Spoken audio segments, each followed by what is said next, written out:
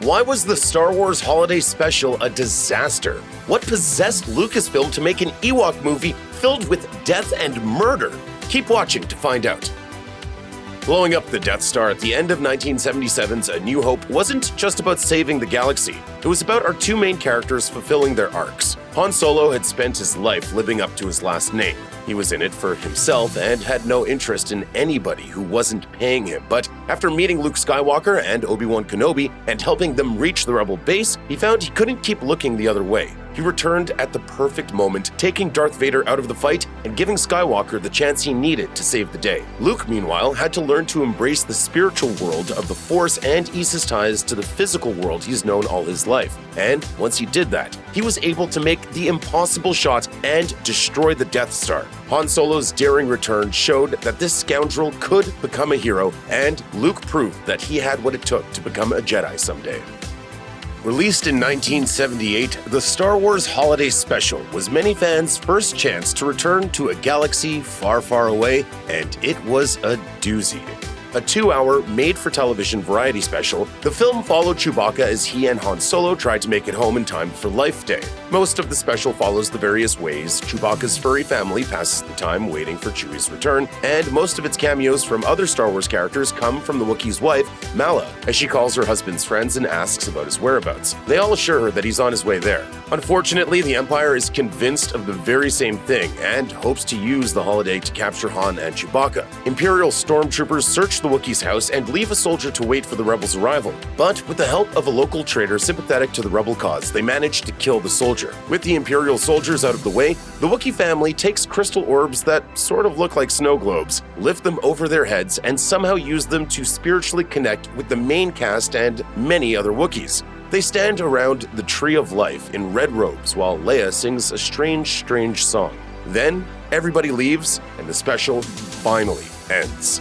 The 70s were weird, you guys. No matter how different we appear, we're all the same in our struggle against the powers of evil and darkness. When A New Hope built up, 1980's The Empire Strikes Back would seemingly change forever. But the climactic battle on Bespin was less about the Empire and more about Luke finding his path.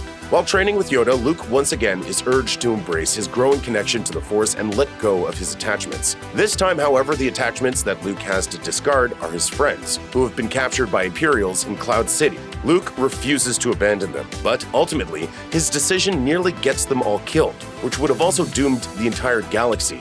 Luke paid a heavy price for his decision. He discovered that Vader was his father, lost his hand, his lightsaber, and even his best friend.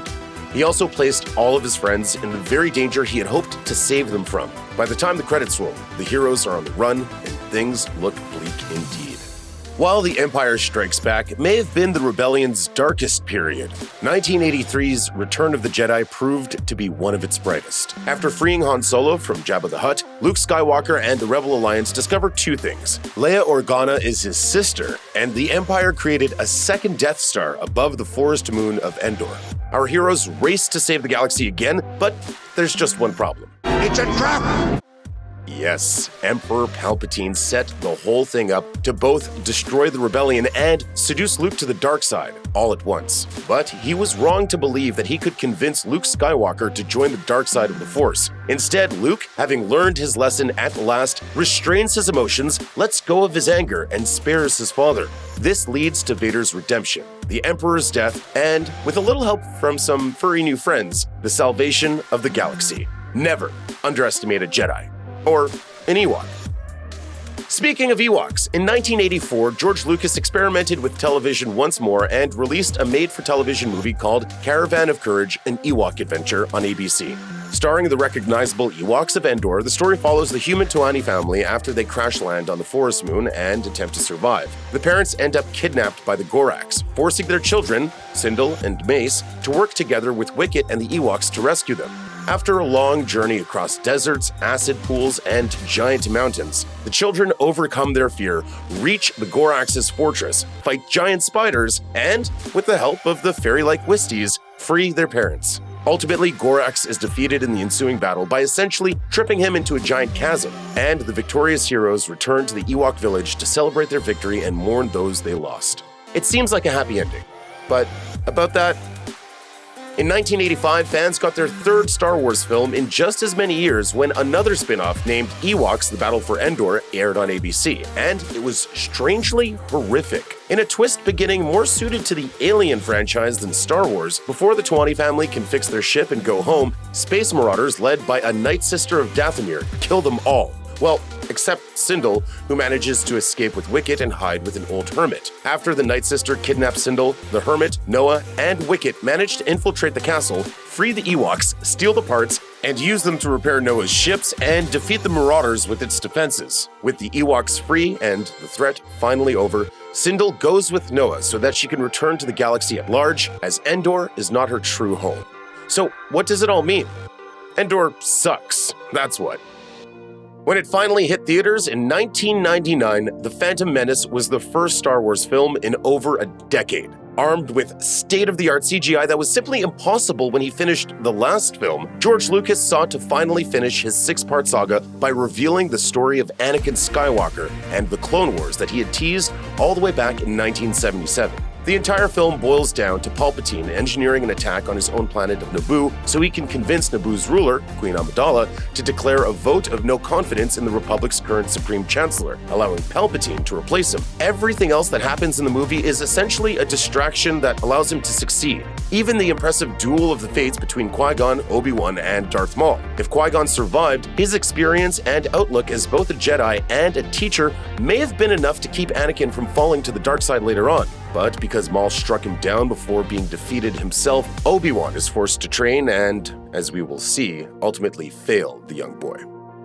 2002's Attack of the Clones was the moment that many fans had been waiting for since 1977 when the Clone Wars were first mentioned in A New Hope. Once again, the plot is about Palpatine manufacturing a crisis in order to gain power. His Sith apprentice, Count Dooku, leads a war of secession from the Republic, which allows Palpatine to create his own clone army in response, as the Senate gives him ever more power to combat the supposed threat. If that wasn't enough, Palpatine had also recognized the incredible power within Anakin and begun grooming him to be his future apprentice and most powerful weapon. He became the boy's friend in the decade between the two films and used that connection to subtly encourage Skywalker to embrace the dark side and act on it as he does with the Tusken Raiders. It's an incredible, sinister feat of political engineering that would prove very successful.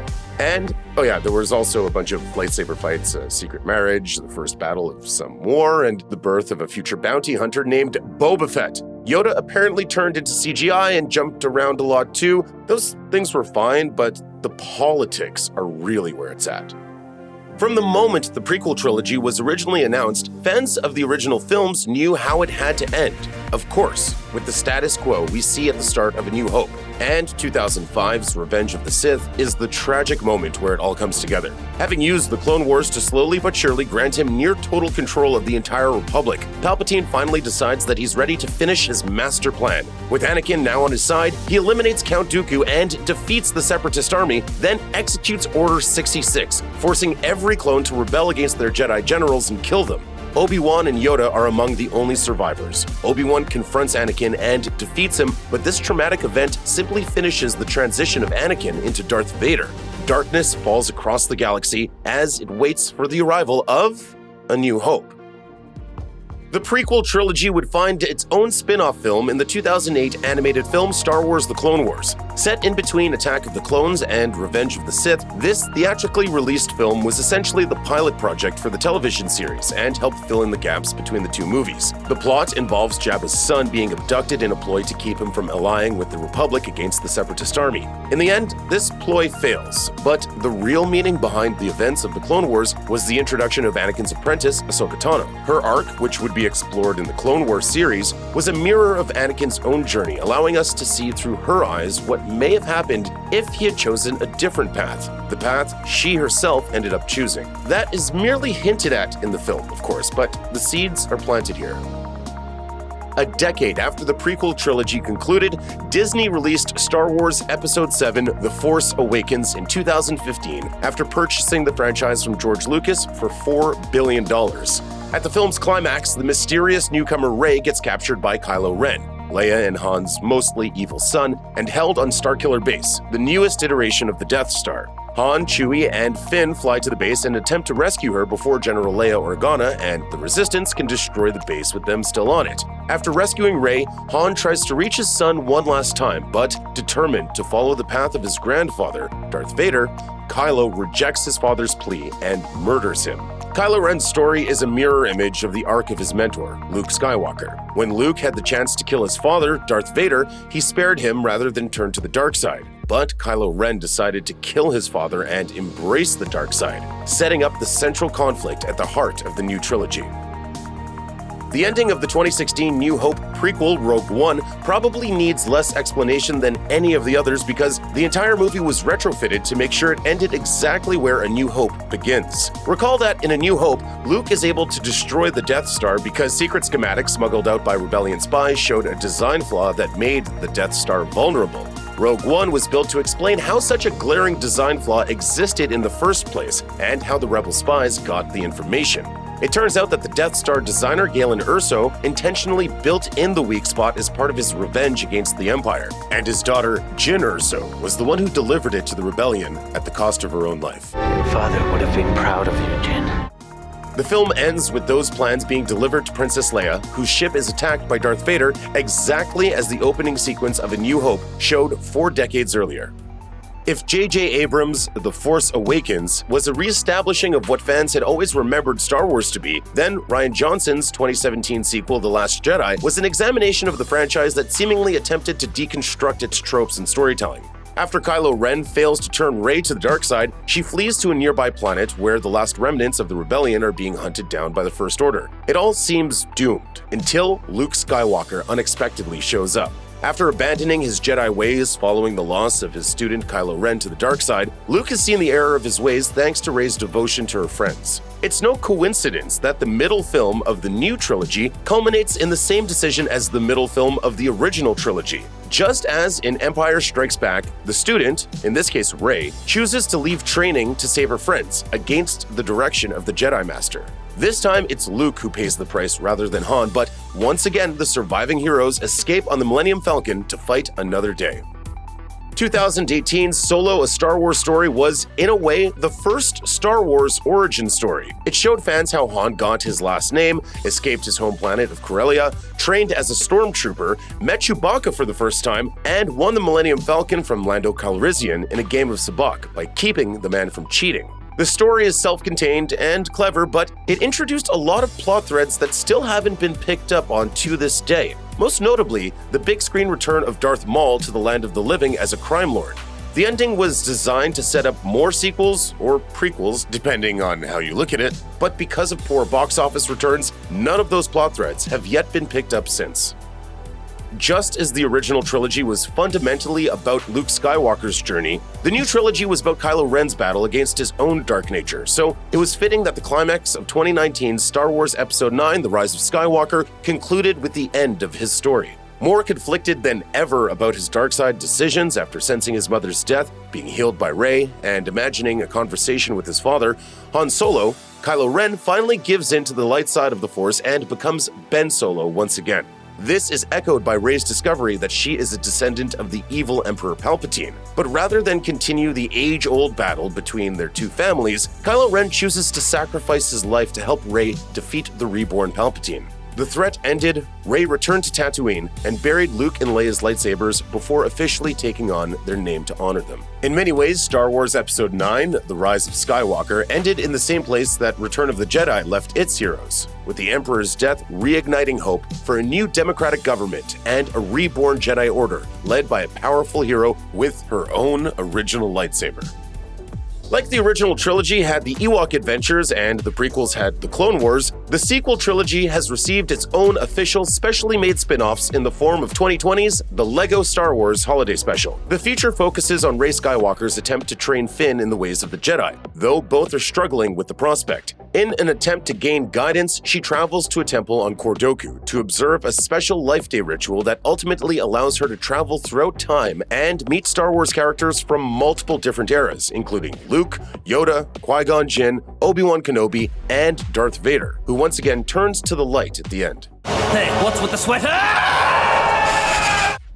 After nearly breaking time by giving Vader and Kylo Ren access to the green crystal that she was using to traverse the time stream, Rey sets everything right with the help of several versions of Luke Skywalker and learns her lesson. Life Day is about spending time with friends and family. The second of LEGO's made-for-Disney Plus original specials, 2021's LEGO Star Wars Terrifying Tales, follows Poe Dameron as he crash lands at Vader's castle, which has been turned into the first all-inclusive, Sith-inspired luxury resort. It's run by Graballa the Hutt, whose creepy caretaker, Vinay, begins telling Poe stories in an effort to trick him and a young boy named Dean into retrieving one of Vader's holocrons. As they go, Dean and Poe bond over their shared rough childhoods, but Vinay retrieves the holocron and uses it to form and power a massive exoskeleton. Dean uses Poe's X-Wing to get it back, but Vinay captures Poe and holds him over a cliff in order to deliver his ultimatum: hand over the artifact or watch Poe die. Though the boy is almost overcome with fear, Dean finds his courage and throws the holocron over Vinay's head and into the lava below. Vinay catches the device but falls to his death in the fire below, while BB-8 successfully catches Poe and saves him from the same fate. Afterward, Poe forces the Hutt to close his hotel, putting Dean out of a job so that Poe can take him to Rey to train in the ways of the Force. However, as they all leave, a mysterious hand and a laugh reach out from the lava, showing that Vinay has survived. To be continued? Who knows what the next Star Wars movie will bring us? Check out one of our newest videos right here. Plus, even more Looper videos about your favorite films are coming soon. Subscribe to our YouTube channel and hit the bell so you don't miss a single one.